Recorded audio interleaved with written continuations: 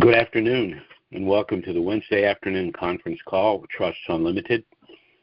This is Jim George speaking. I'm the non-attorney spokesman and facilitator for Trusts Unlimited, and I'd like to thank all of you for taking the time to listen to this call.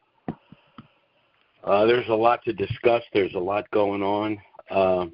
I've been working on this morning because I knew when I got up there would be more information beyond what I had gleaned late last night, and sure enough, there were things going on, so I'm going to do the best I can to kind of cut and paste this thing and get this thing going. But first I want to talk about the window for the potential reinstitution of the Iraqi dinar.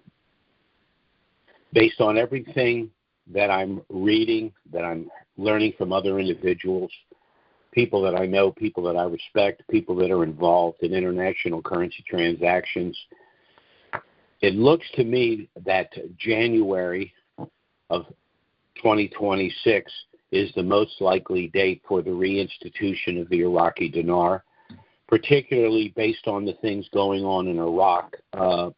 They've gone down a one-way street. They can't stop. They can't back up. They've got to move forward. And it looks like this long ride is just about over. I want to talk about the players that are involved because they also kind of substantiate in what, in my opinion, I believe is going to happen. But we have the Trump administration, we have the U.S. Treasury, we have the Oliver Wyman Group, that international accounting firm. We have J.P. Morgan, the IMF, the World Trade Organization, the Bank of International Settlements.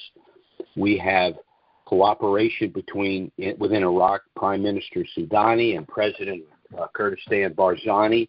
And then we have the active players in the cabinet, Salih, the Minister of Finance, and Alat, the Governor of the Central Bank of Iraq. All of these people are all moving in the same direction.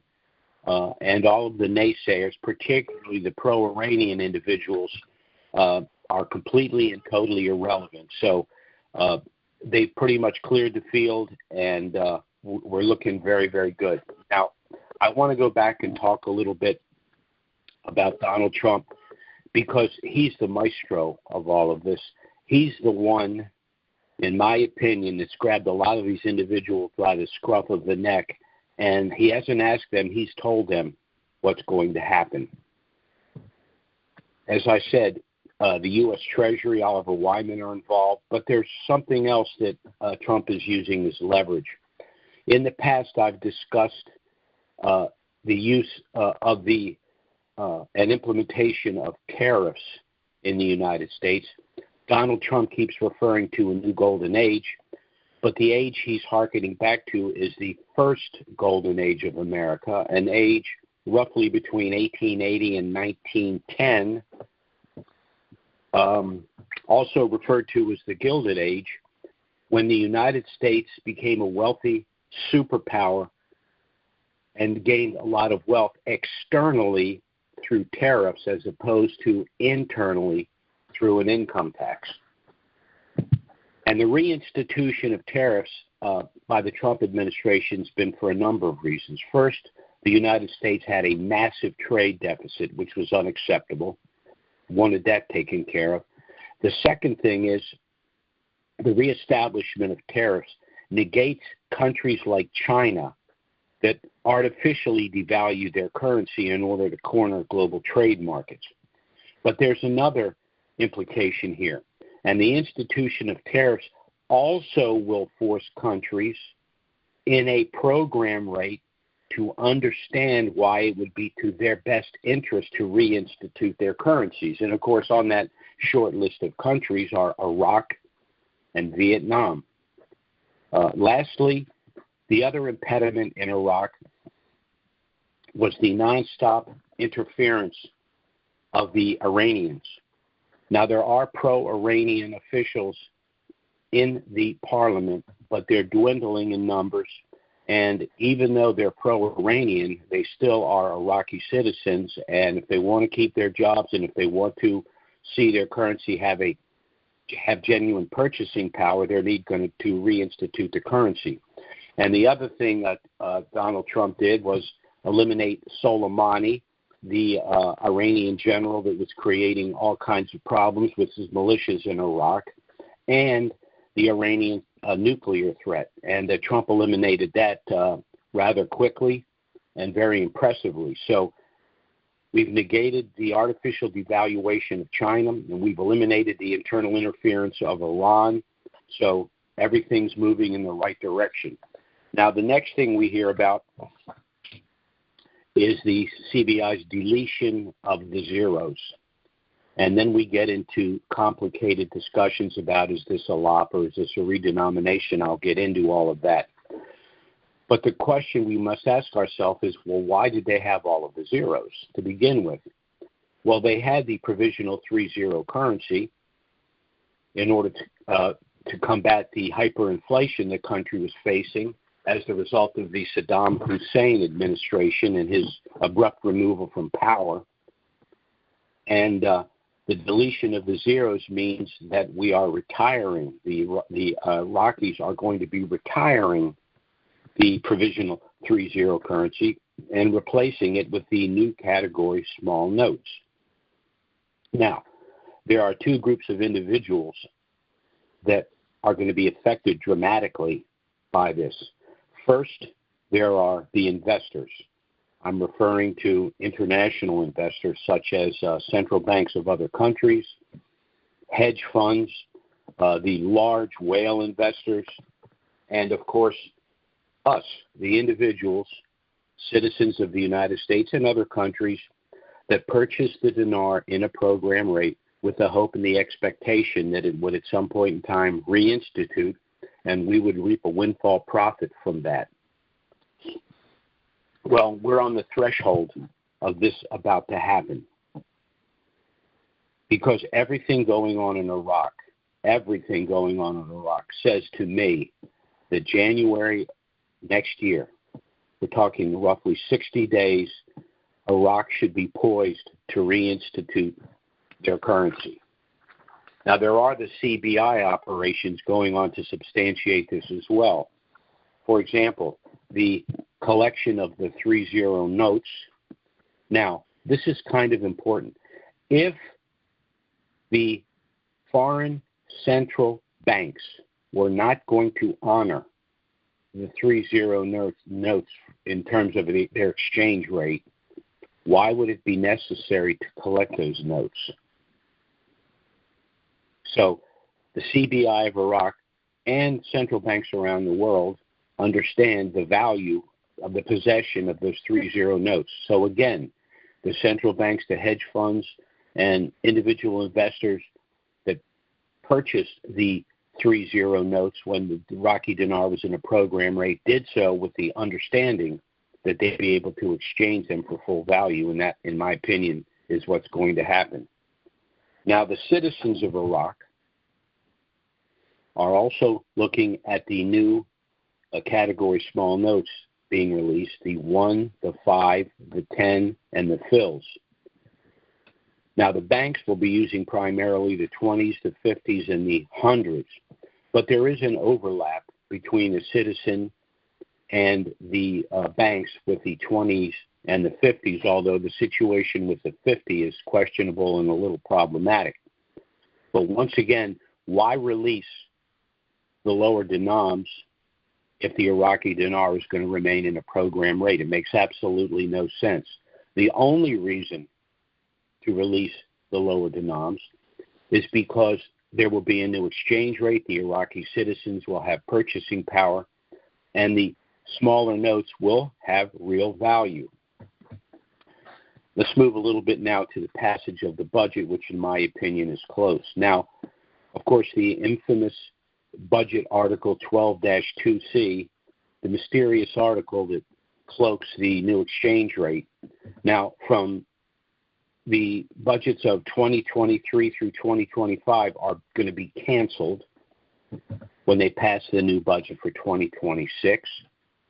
And Article 12-2C basically is compensation to Kurdistan region for the cost and expenses for the production and transportation of their oil that they produce, which will be marketed internationally through SOMO, which is State Oil Marketing Company. Now, in 12-2C, there is a price of $60 USD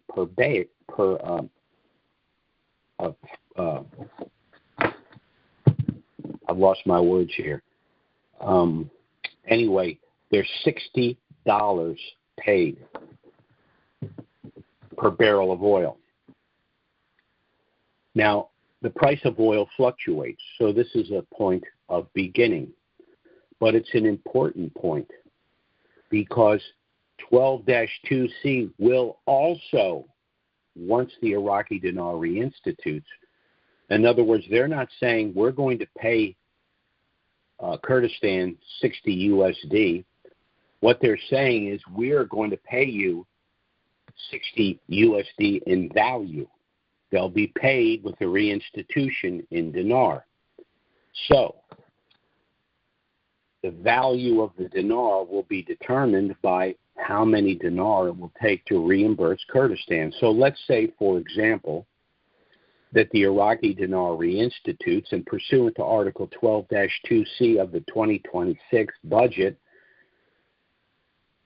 Kurdistan is paid 60 IQD per barrel. Well, if the equivalent would be 60 US dollars, what they're telling you is that the Iraqi dinar at that point in time would be worth $3. So that's the key.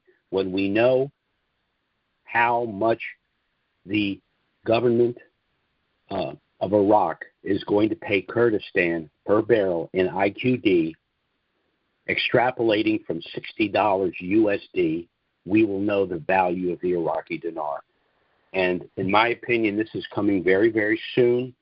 I really think January seems like the most optimal time for a number of reasons for this to occur. There's still some I's to be dotted, some T's to be crossed, and we are dealing with the Middle East. So whenever they give you a drop-dead date, you can be pretty sure that that's going to be extended for some length of time for some reason. So we have the near passage of the budget, inclusive of Article 12-2C. We have the imminent release of the lower denoms. Citizens will be exchanging the provisional 3 zeros for the new lower denoms. Investors, such as ourselves, will be exchanging the 3 zeros for domestic currency at a Basel IV compliant rate.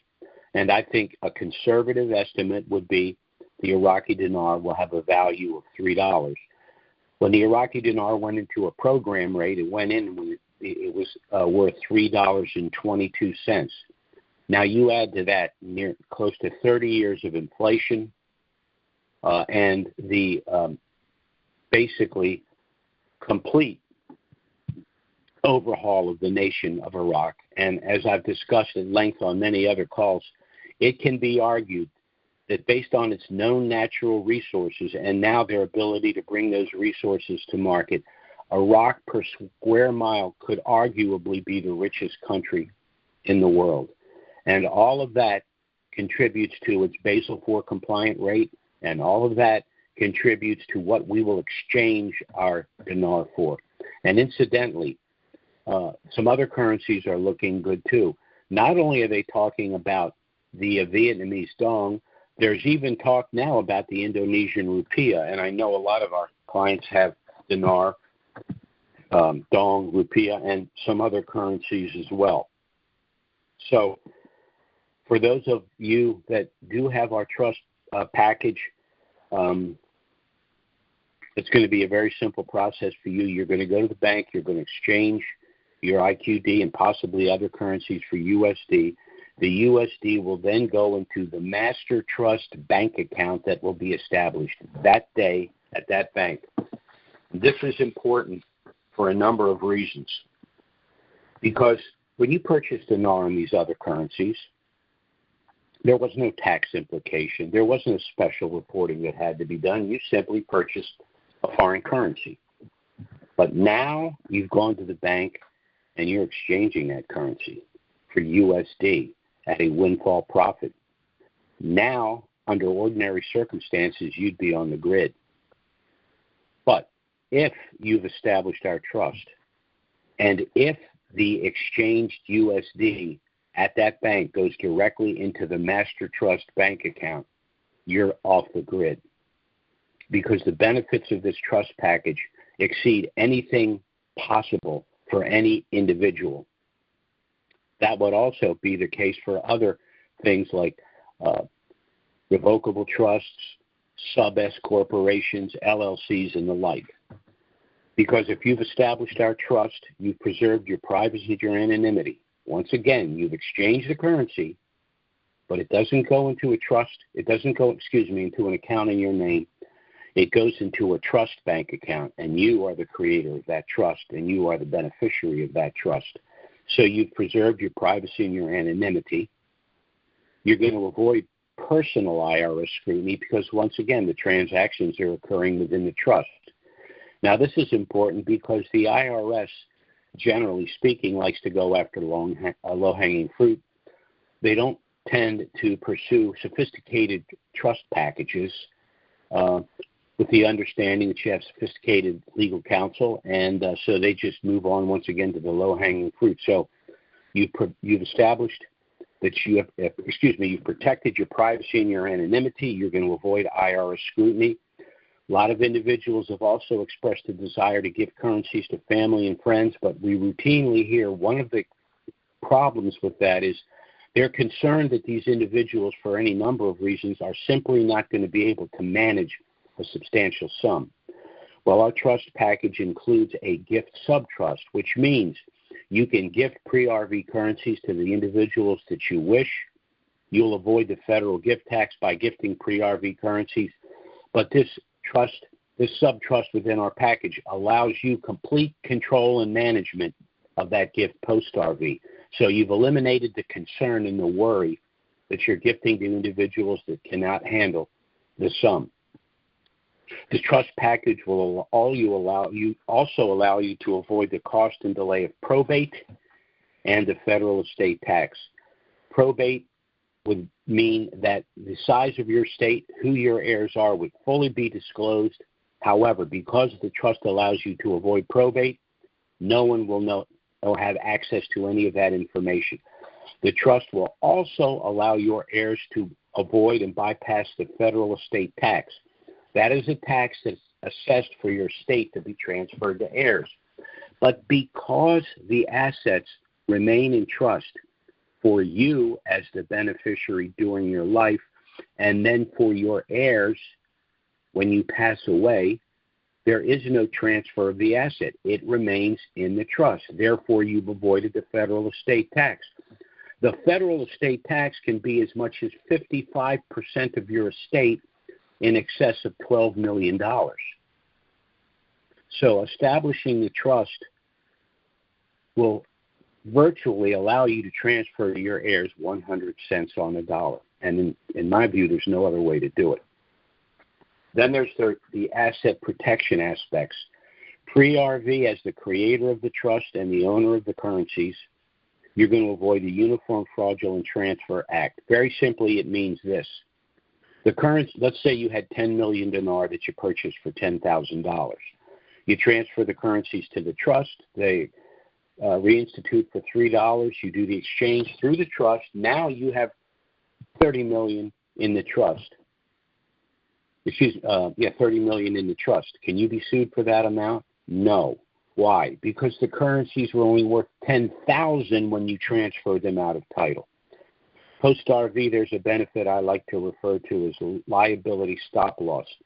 This protects you from future bad acts after you've acquired this wealth. Because you are now a wealthy individual, you are a target for civil litigation. So what this trust does is it protects the transfer from litigation, but after you have this money in trust, you begin to make purchases like homes, cars, boats, etc. But you place each of those assets in its own separate subtrust to be managed by the master trust, the one trust you established pre-RV. So if any of those assets a rental property, a car accident, a boating accident, anything is involved in an accident or litigation, it's only that asset. Why? Because the other assets are in separate sub-trusts, which under the law are separate legal entities not involved in the litigation in question.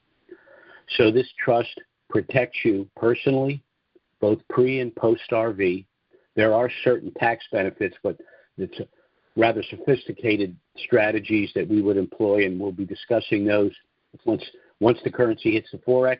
Then, of course, it's a little late for people to establish their trust, but then we begin the discussions about investments, tax strategies, and the like. So that's basically how a trust package works. I strongly suggest that those of you that have not done so contact us to get our initial no-obligation package. It does contain everything you need if you wish to proceed, but you're under no obligation to do so. I can assure you, just by reviewing the package, you're going to learn a lot.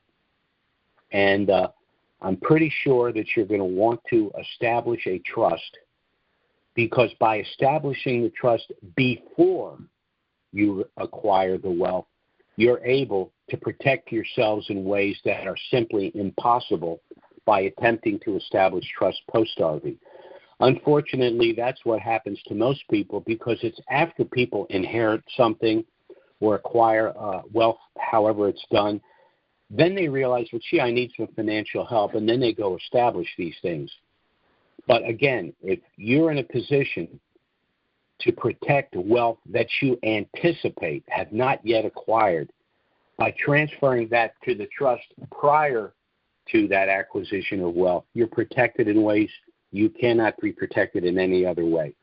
Now, you can contact us by email or phone if you'd like to get our initial no-obligation package. As a matter of fact, I'm going to go ahead and open the Q&A, and now I'll give you that information.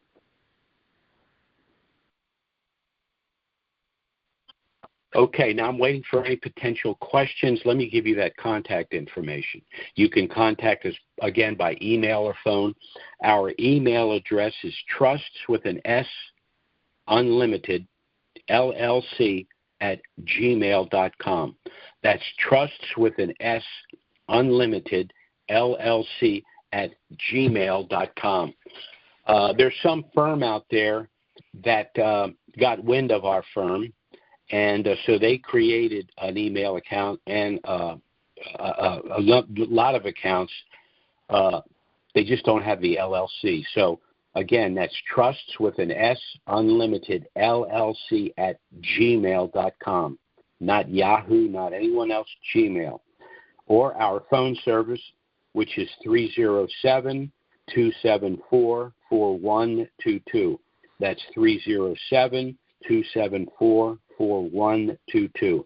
Again, contact us by email or phone. We'll get our trust package out to you as quickly as we can.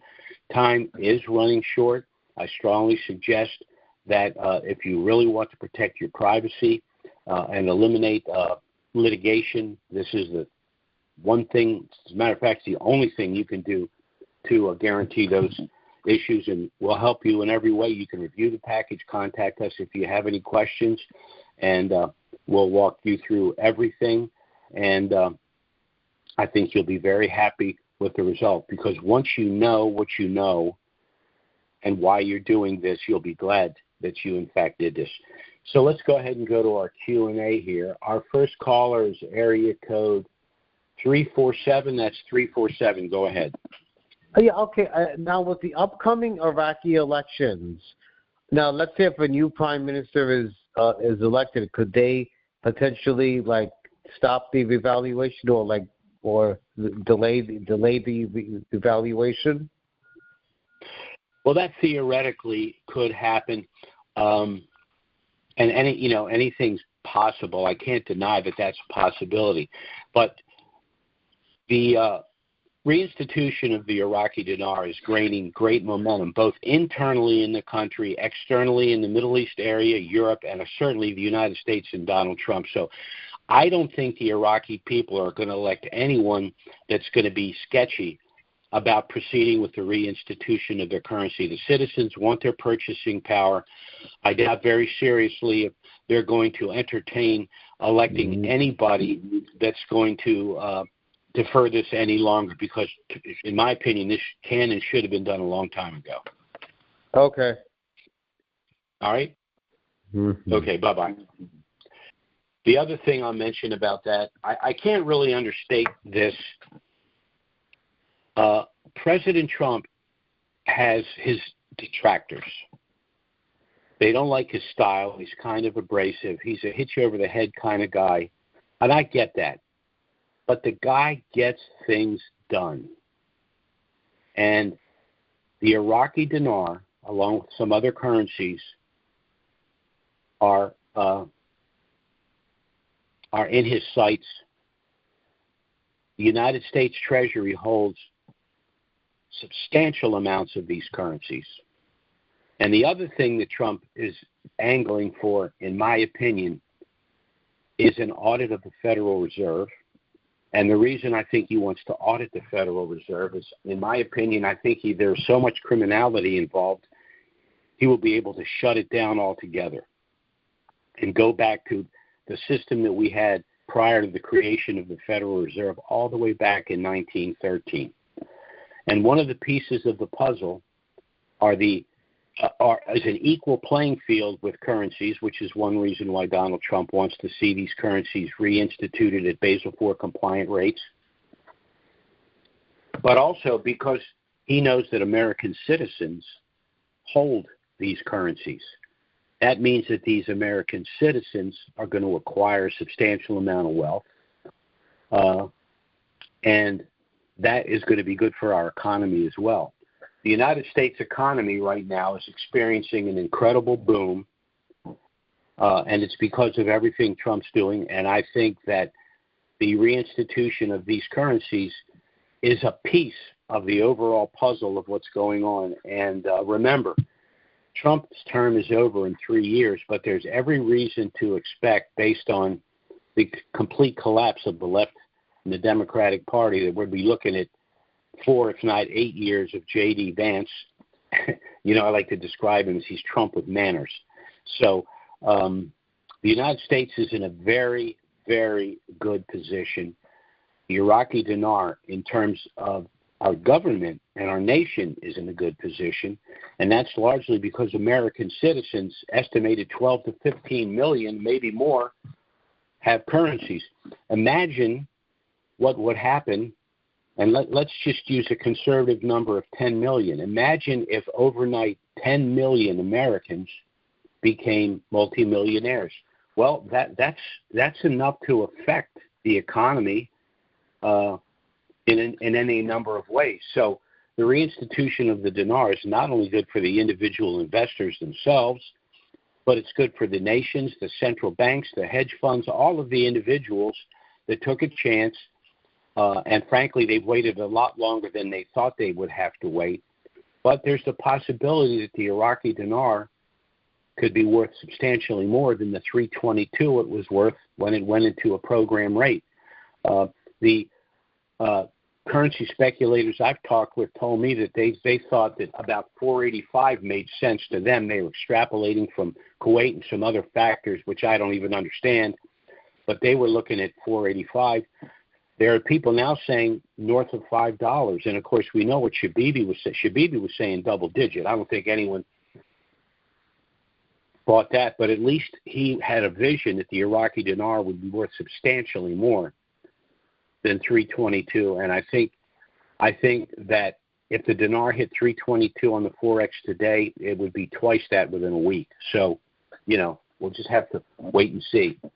Our next caller here is area code 785. That's 785. Go ahead. Yeah, about the elections, is Soudani backed? Is he backed by Trump, or does Trump not want him in there?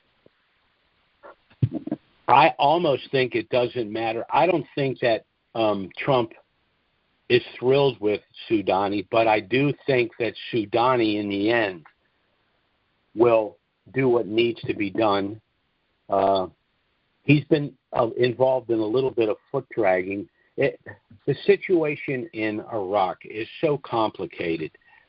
You have the Sunni, you have the Shia, you have the Kurds, you have Iran that's trying as best that they can to interfere.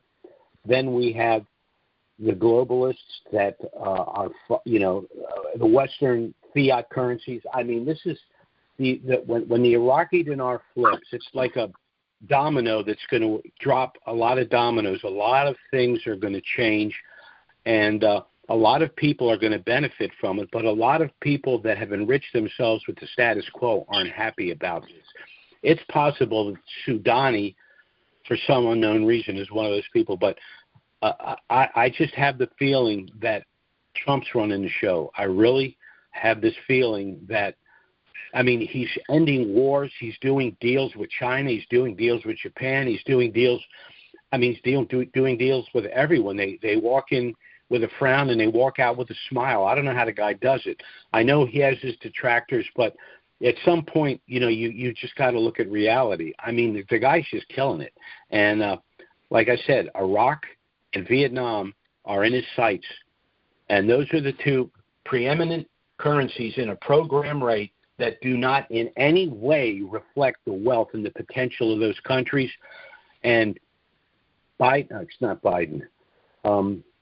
Trump wants, I'm thinking about what Biden could have done that he didn't do. But Trump wants right of first refusal to get in there, rebuild their infrastructure, make oil deals with them, extraction of precious, all of that. So we have the right guy in charge in this country, and I think he's going to force things to happen. Well, that leads me to you would think he would want somebody in there that he's going to be able to work with. And, with politics, Soudani promised the people purchasing power this year. To me, right there, that would be I don't know how he gets elected going back on his promises. And I don't know. I don't follow the Iraqi election. I don't know who's leading. We're close enough to see if they have polls. I don't even know who's running against him. And but I would think that if I was an Iraqi citizen and this guy has made these promises, I sure as hell wouldn't be voting for him. But I didn't know what Trump has in mind as far as who. It'd be, to me, that's critical. He gets somebody in there he can work with. But well, there's also the factor of the unknown. We kind of think we know who Soudani is. We don't necessarily know who the others are. But as we get closer to the election in about 2 weeks, I expect Soudani to. He's a politician. He's going to go out there. He's going to talk about his relationship with Barzani. He's going to talk about his relationship with Trump, how they're working together to give the Iraqi citizens purchasing power and all of that. And he'll do that, of course, to try to sway his electorate. But what he really wants is Trump to come out there and say, hey, I'm working with Soudani. We're going to get this done. So that's just how the politician works. The difference this time around is that Soudani working with Biden is not the same thing as Soudani working with Trump, because Trump will dump tariffs on Iraq. He'll give him a hard time. He'll say, "Hey, we spent our fortune and our treasure liberating your country. You will reinstitute your currency. You will pay us back, and you will do it now." And that's the way Trump operates. I know people don't like that, but if you hold currencies, I love it. Yeah. I just thought that, from a politics standpoint, that Donnie would want this thing done right this week, next week, before the elections, so that he could. Yeah. Yeah, I agree. I thought that would be the ticket right there. But if it's January, I guess we'll have to wait and see what happens at November 11th. But, that's a very legitimate scenario. With the Kuwaiti dinar, 2 weeks before the Kuwaiti dinar reinstituted, and it reinstituted, as I recall, in the spring, maybe late winter, but 2 weeks before the Kuwaiti dinar reinstituted, the CBI of Kuwait said that they expected to reinstitute in the following year. And 2 weeks later, they reinstituted. So there are reasons why they like to throw curveballs. I mean, if you give a speculators a date and a rate, what's going to happen is the currency is going to fluctuate all over the place. Now, for speculators, they know how to make money in an up or down market. But for just the average guy that just wants to exchange his currency, he could get hurt. So they don't want to give us – they don't want to come out there and say on March 1st of 2026, we're going to reinstitute the dinar at $3.46. They're just not going to do that. And, but as I said, we've got the momentum. I've been reading some articles about the education process of these lower denominations that are out there educating the citizens. Do you have any more insight on that? I mean, is that actually taking place? Well, yeah. Well, there's always been education, but what's happening is it's getting more finite now, and they're actually showing them like the security features on the bills. I mean, why would they be doing that? Why am I showing you the security features on a bill that you're not going to see in your lifetime? I mean, it's the things they're doing. Yeah, absolutely. Well, it's not something they would do if in their minds this thing's not going to pop for another year. This is something you hold off for at the last moment, because people forget. I'm not going to tell you something and expect you to remember it in 15 months. I'm going to tell you need to know it in 2 or 3 weeks. I think that's an important point right there. That if they don't release it as soon as they get them educated, they're going to forget it just like anybody would. So I think we're close. And I'll get off the phone, and thanks a lot, Jim. Sure. Well, my last comment is we've been through 10 years of 2 steps forward, 1 step back. So I wouldn't say it would be impossible for them to pull the rug out from under us. But, again, I just have a feeling that Trump's got him by the scruff of the neck, and he's just not taking no for an answer. I mean, he's the kind of, don't make us come back in there. Right. Yeah. All right, thanks. All right. Sure. All right, bye-bye now. Our next caller is area code 904. That's 904. Go ahead. Hi, yes. Hey, Jim, this is Jeff out of Jacksonville. Yeah, hey, Jeff, how you doing? Hey, good. So I have a question about the trust. My question is, if now that we're kind of waiting till January for the dinar, if something were to happen, so like I have dinar and I have some cryptocurrency in there as well. If something were to happen, like appreciation with cryptocurrency between now and then, is there a way we can use the trust? Absolutely. Like go ahead and activate it and use it? We have a lot of clients that have assigned all their cryptos to the trust. You're going to assign your assets to the trust as a general proposition. What we're saying now is that because we're in a situation where we hold currencies like the Iraqi dinar and the Vietnamese dong that are potentially going to reinstitute and provide a substantial windfall, by assigning them to the trust, taking them out of title, you will acquire that wealth through the trust, but no one will know you possess it because it doesn't operate with your social. It operates with the EIN number of the trust, and the trust is sealed, so no one knows what's in the trust. Okay, so you have the benefit of everything within the trust, and no one knows what you possess. In other words, as they used to say, you own nothing but control everything, and the way that's done is through the trust. Correct. So we don't have to wait for the dinar to revalue before we can use the trust, right? We can, if something, say in the last 2 quarters would have, we can go ahead and use it for the crypto. Yeah, but but I would say without hesitation that 95% of our clients have a dormant trust, meaning that they established the trust, they've assigned currencies, and some have assigned cryptos as well to the trust.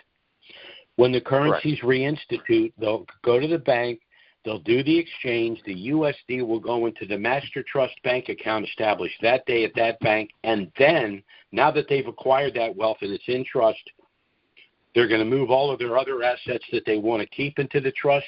They will sell, liquidate, or give away what they don't want to keep, and whatever else they subsequently purchase will go into the sub-trusts within the trust, new homes, cars, boats, etc. But the trusts are created and the currencies are assigned to it.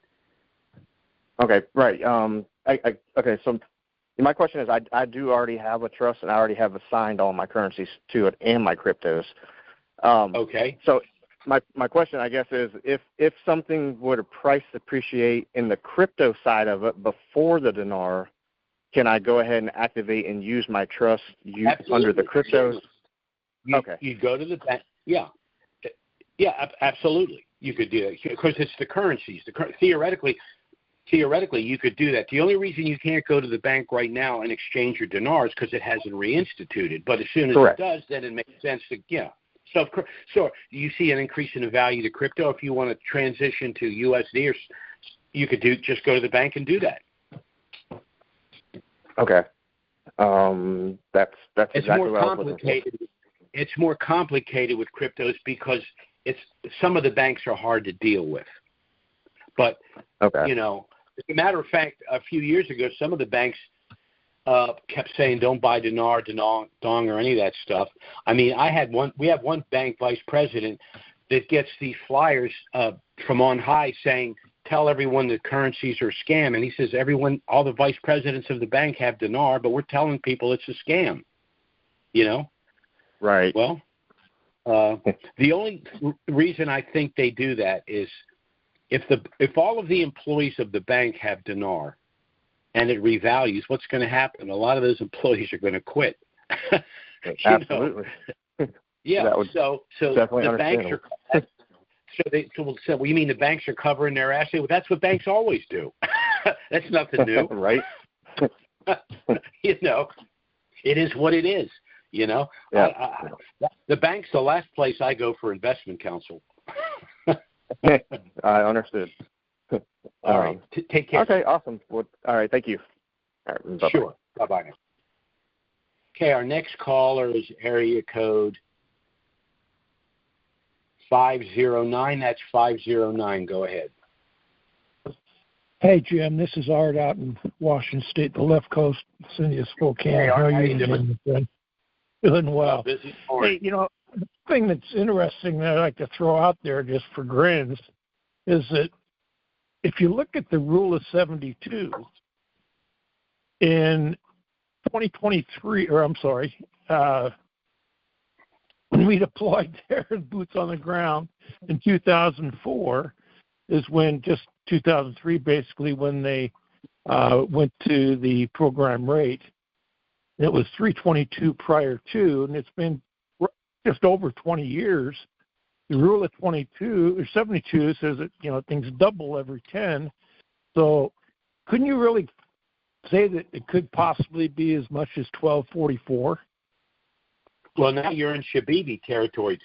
Dr. Shabibi was he basically was the author of the central bank system in Iraq as constituted today, and he was on record saying that the dinar could be worth as much as $16. And of course, my thing is if he's only 25% right, that's $4.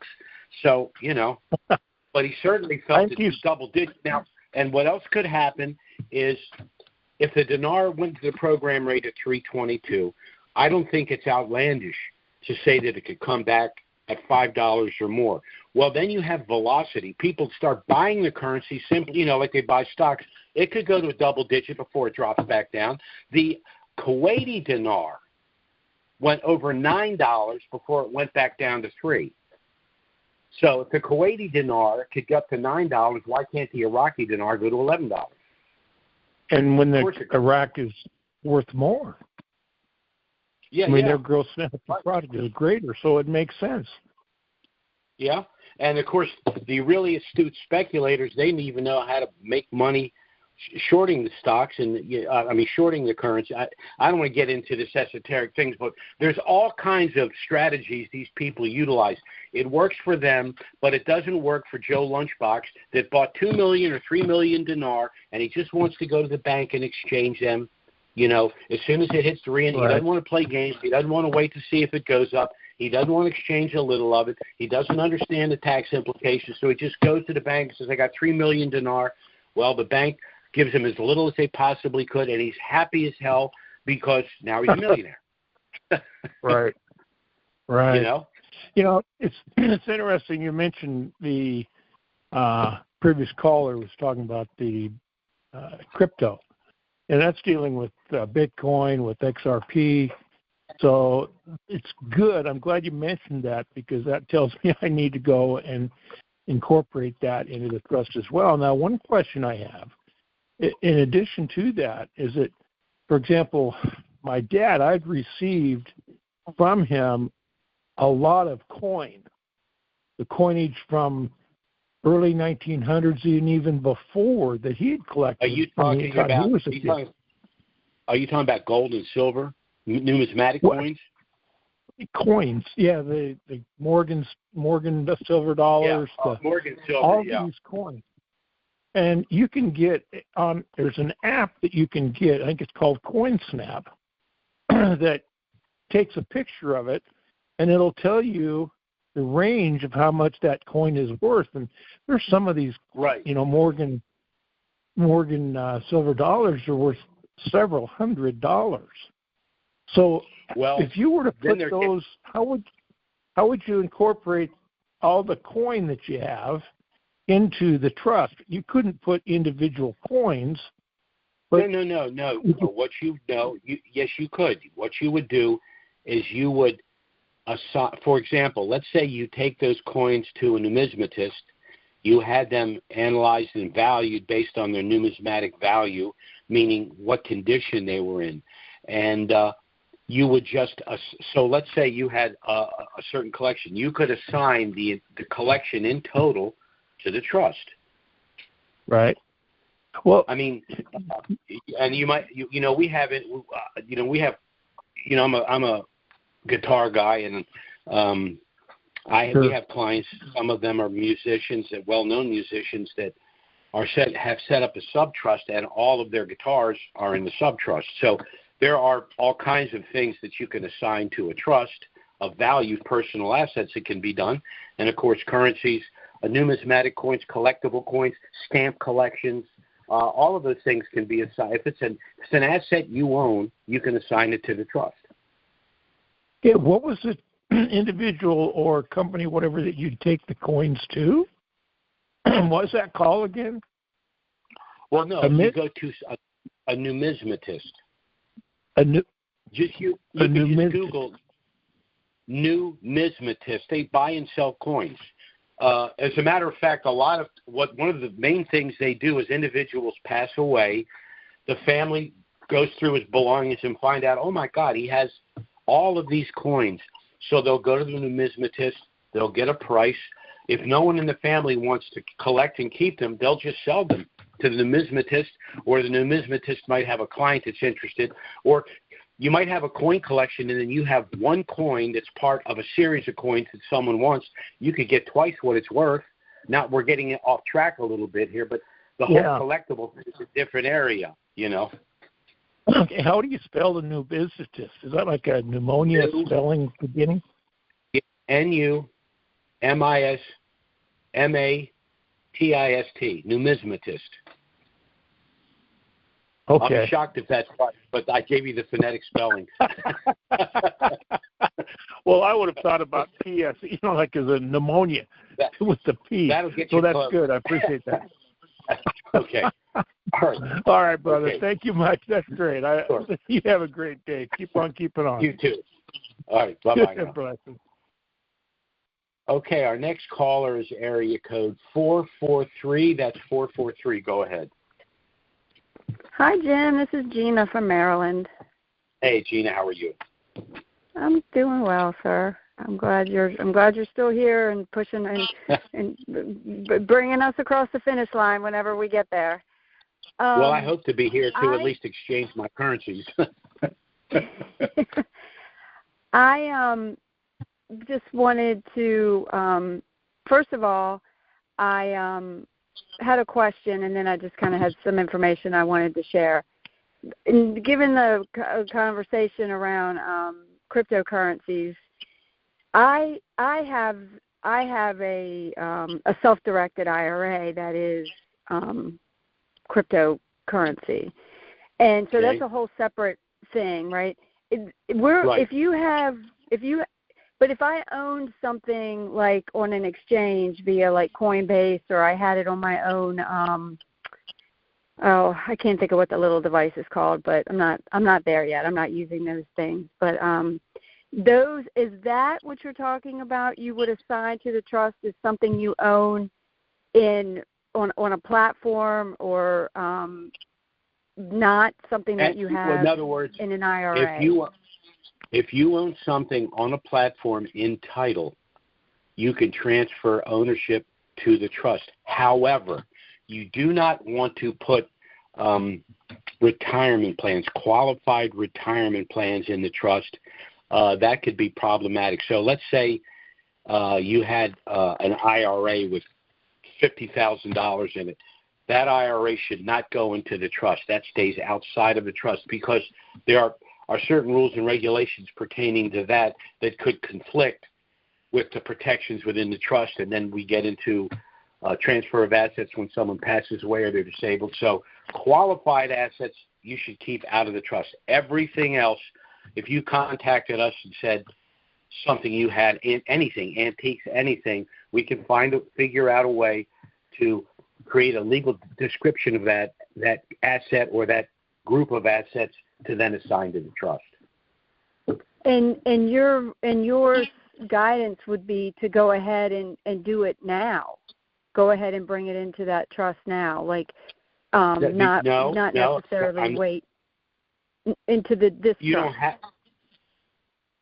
Well, the difference with an asset that you possess that's not a devalued asset, it doesn't matter whether you do it pre or post RV. The reason you have to get the currencies into the trust pre-RV is because you want to get it out of title and into the protective entity before it revalues, so you're off the grid. No one knows you possess it.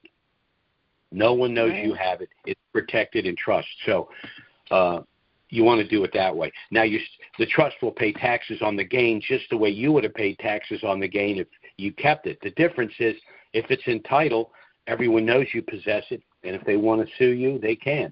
If it's in trust, no one knows that you possess it, and they can't find out what's in the trust.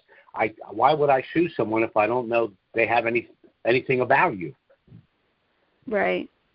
So, like the example here is right. So XRP has come up, right? Well, I bought XRP 4 years ago when it was 20-something cents, and now, and I have it on a platform, right? I have it on, and then I also have, and then I recently have bought some, but now it fluctuates between like $2.50 and $3. It's been bouncing around for a while. XRP, yeah. So anyway, essentially, I've kind of already experienced the increase. However, I do believe that it will become worth more, because it's my understanding that XRP is the foundation of the new financial system, which the transactions. Well, Trump has done some discussions about XRP, so that's a good point. Right. What you want to do is you want to go to the currency assignment form that you used to assign your dinar or dong or whatever pre-valued currency you have. The second paragraph of that assignment form, I believe it's the second paragraph, describes what pre-valued currencies you own. What you're going to do is you're going to amend that second paragraph to reflect the ownership of the cryptos that you have. Then you execute that document, and your cryptos will then be assigned to the trust the same as your your pre-valued currencies. Okay, but only the ones that are not qualified investments. Right. Not anything that's outside of an IRA. Okay, gotcha. Right. All right. Thank you very much. That's very helpful. Sure. So I'll just share this. That it's been in the past 2 weeks, maybe a little more, 2 to 3 weeks, that something came across the screen for me that so originally Trump was going to pull all American troops out of Iraq, but then there's been a change, and some portion are going to remain in Iraq. And that kind of got my antennas up. I was like, it might have something to do with, there may be some association with what may come, or what we're expecting to come at some point with the currency. So I thought that was interesting and just wanted to share. I just think Trump wants to keep at least one adult in the room until this thing is over. Mhm. That's what I think. I'm sure it's just, if he keeps some troops there, then it helps. Go ahead. But think about it. What would make him at the 11th hour make that change? In my view, the only reason would be he's now got new information that tells him something dramatic is going to happen in that country, and he wants to make sure that the nefarious players don't take unfair advantage of it. That's exactly what I thought. It's a presence that's there. He wants to visit there or whatever. There's a U.S. military presence there that can help with whatever happens. Thank you very much. Sure. Thank you very much for your time, and as always, I'm very grateful that I happened upon you several years ago. Take care. Well, thanks for that. I appreciate that. You take care. Bye-bye now. Bye. Okay, our next caller is area code 808-808. That's got to be Hawaii. I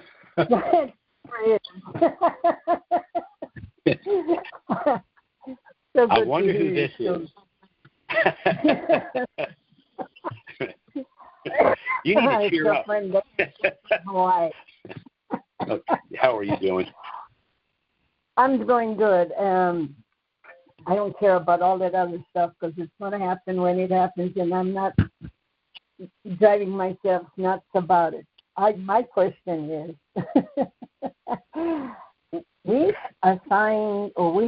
I have a letter of authorization naming a bank. Yes. Hello?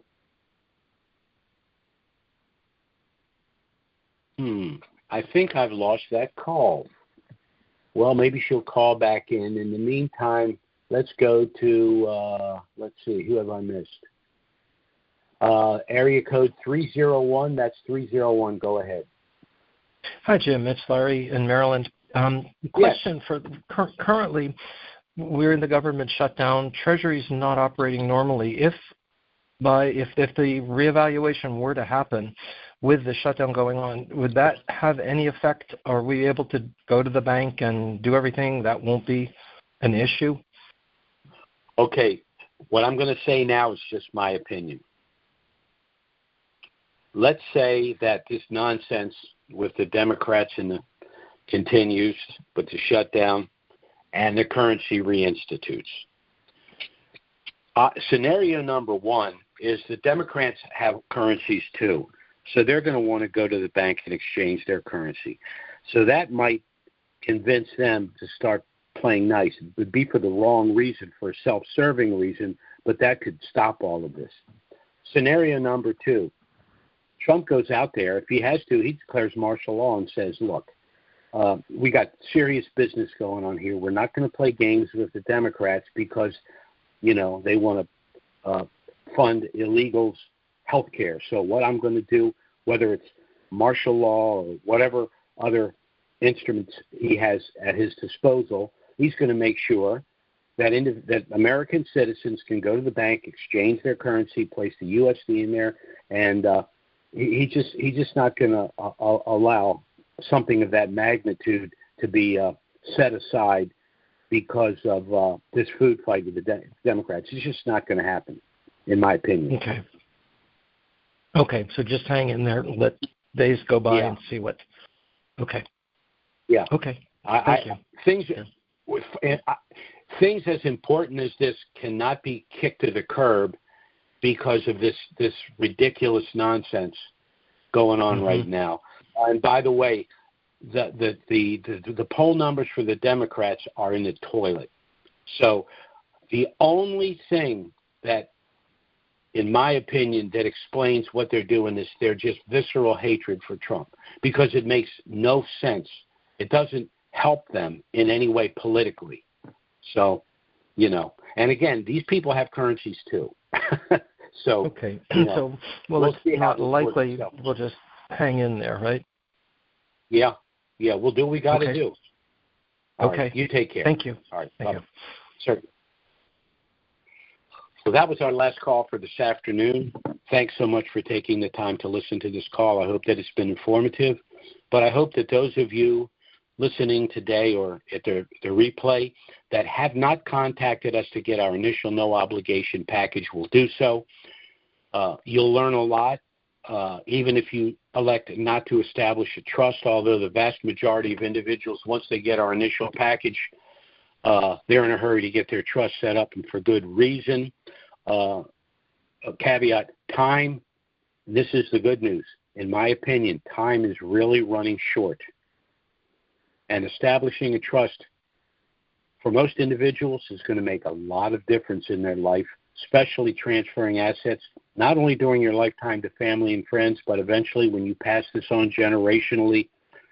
The difference between having a trust and not having a trust is going to be day and night for you. And as time passes, I think you'll come to understand that. So, again, if the things we've discussed are of interest, I strongly suggest you contact us by email or phone to get our initial trust package. Our email address is trusts with an S, Unlimited LLC @gmail.com. And our phone service is 307-274-4122. Contact us by email or phone. We'll get a trust package out to you right away. Review the package. Contact us if you have any questions. We'll be happy to assist you. Thanks so much for listening, everyone. Of course, our next call will be next Wednesday, noon Eastern, 9 a.m. Pacific. Certainly, if something of a dramatic nature were to happen between now and then, we'll try to get out an emergency email and schedule an emergency conference call. But failing that, we'll be back next Wednesday, noon Eastern, 9 a.m. Pacific. Thanks for listening. Have a great week. God bless.